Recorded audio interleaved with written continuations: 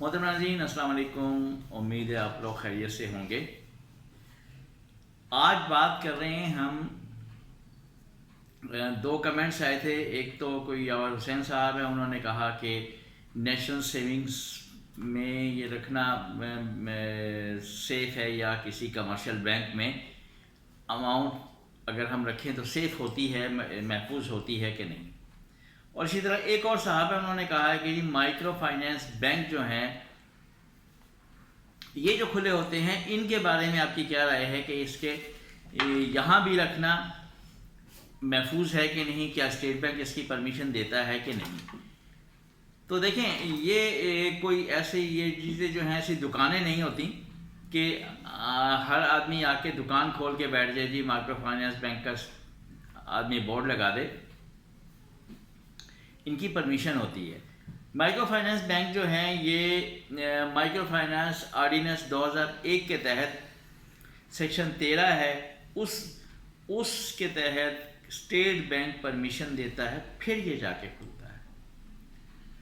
اور یہ بھی نہیں ہے کہ جی ہم جا کے پرمیشن لے لیں اور ایک بورڈ لگا دیں، بینر لگا دیں، چلو جی ہمارا مائکرو فائنانس بینک کھل گیا۔ اچھا، اس کے لیے آپ کے پاس جو آپ کا جو کیپٹل شیئر ہے وہ 1 ارب ہونا چاہیے، باقی چیزیں پھر بعد میں آتی۔ تو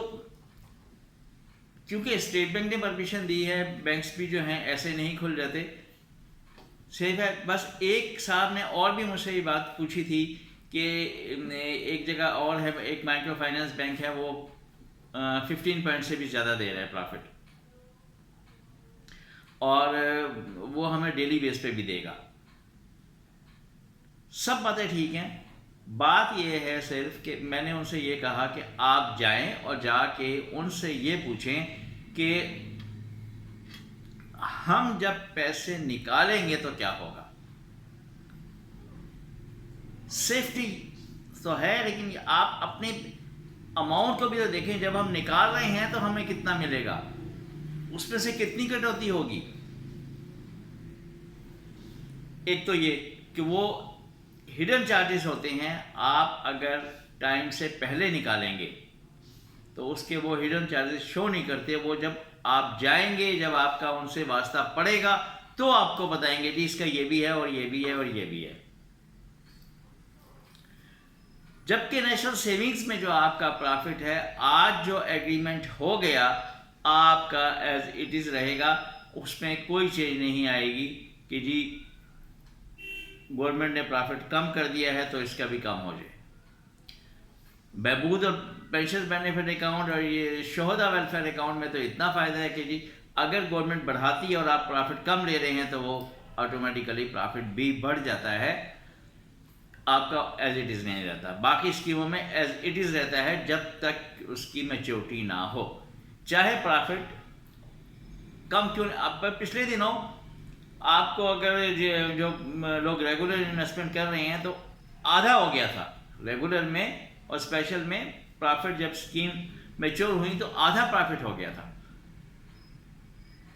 لیکن جو جنہوں نے انویسٹمنٹ کی تھی ان کو وہی ملتا رہا۔ اب یہ جو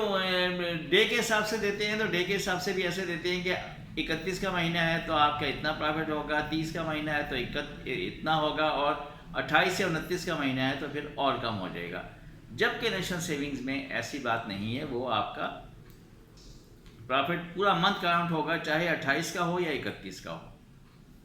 اس سے کوئی تعلق نہیں ہے اس کا۔ یہ چند باتیں تھیں جس کا جواب دینا تھا، تو آپ لوگوں کے ساتھ بھی شیئر کر رہے ہیں تاکہ آپ کے معلومات میں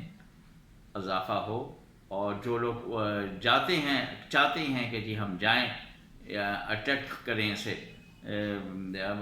اس پرافٹ سے وہ اٹریکٹ ہوتے ہیں کہ نہیں جی وہاں تو پرافٹ زیادہ مل رہا ہے، تو یہ ان کے لیے وہ ہے کہ جب جائیں تو سب چیزیں ان سے پوچھیں، اس کے بعد پھر باقی انویسٹمنٹ کا سوچیں۔ یہ ہر آدمی کی مرضی ہے، جیسے مرضی انویسٹمنٹ کریں۔ بہت شکریہ، اپنا خیال رکھیے گا، اللہ حافظ۔